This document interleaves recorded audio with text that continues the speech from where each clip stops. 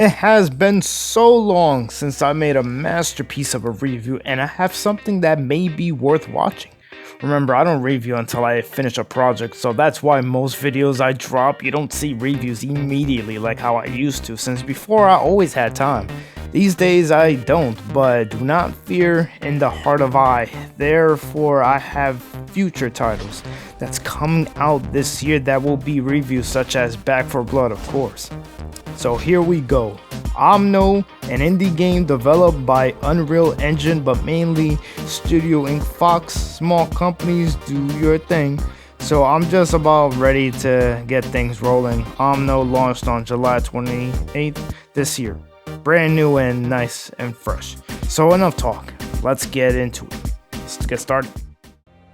Omno allows the player to gather spirits, which allows freedom and opens passages to where you belong. Whether or not all of it discoveries was a complete waste, as the journey may be plain, but smoothly operates ways to somewhat get a real feel to that freedom however you see it. Critics fell in love with the way how it looks, with its astonishing view as you travel along fields and pretty much anywhere. Not sure about you or how anyone else feels. I try to avoid all that as much as possible to give my take on it first, since it's an indie game. Not many would waste their time, but I care to give things a try. You will open new passages and find things along the way that may help you on your journey. It's basically the developers' ways of how life is and how you're treated around, and just overall, exploring. That's pretty much the entire concept of Omno. So it all boils down to how you, as the player, personally feel about it. That's if you play it, of course. This is the first time in a review when, even after finishing this project, it was a small project, of course, an indie, I still don't know what to say. It's like one of those games where I'm like, or better yet, say, okay, and move on. I don't know if I should say it's forgettable. I'm seeing these reviews and they are loving this. I will admit right now, every idea and movement, technology, encounters, the views to be clear, the beautiful sunsets obviously points out that these developers know how to make a gorgeous presentation. I hope I said that right. And what you're supposed to look forward to when it comes to adventure games.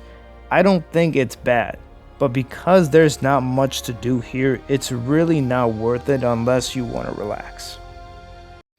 Like I said, these developers knows how to pull off some interesting ideas in their heads and create whatever fits best for each lens.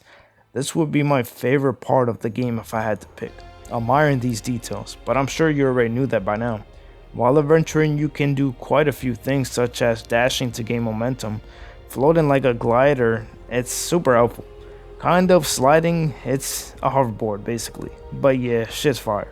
Oh yeah, and travel with immense speed. However, it's dumb because you have to be exactly on that white mark you see from a distance instead of just dashing just faster, which is, well, dumb. One of my main issues is one point in the game, since there are puzzle solvings, pain in the ass, is how incredible brain dead these puzzles would make you feel. It's shit. Oh man, wow. These are very well done in my perspective. These are indie games and I wouldn't expect much in terms of details, but Omno proved me wrong by doing the opposite of what I thought it would turn out. It's nothing too mind-blowing, but remember, it's indie. I never told you guys this, but my main reason why I really like indie projects is simply because they're different, and I think because of these differences is why people aren't willing on trying these kind of games. Everyone is used to what they vibe with, and it's not like it would bother me. I don't care, to be honest. But I'm just saying, it's something I truly most humbly cherish about indies. So once again, yeah, levels are great. Discovery is a huge roleplay while playing Omno. Shit, a fucking turtle. Actually, more than just a turtle, a legendary one at best. And the best part is that this was only the first level. You see all kinds of weird shit, but funny, entertaining at the same time. And the animals have amazing features that gives out thought on who they are. You see the big ones, small ones, pause, and it's dope how some of these can interact and follow you, make the travels worth its while. Some can be used as platforms or just there just cuz. Of course, the legendary animals are hands down the best, no question. You ride on top of these fuckers to travel brand new areas. You got dragons, dinosaurs, but the best part of all is the superior turtle, of course. It's a game to relax. Take a breather. We need games like that every once in a while. Just move the shitty puzzles, then we good. I'd say don't waste your time because it focuses on exploration.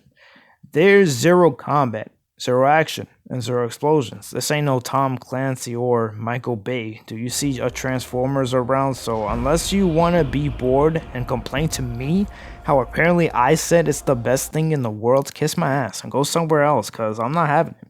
I don't care. I said what I needed to be said. So go play your little pew pew pew. Just playing.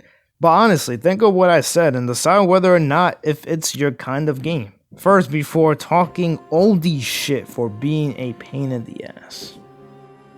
And here we go. Omno, if I even pronounce the damn word right, is smoothly relaxed and takes flights over interesting heights.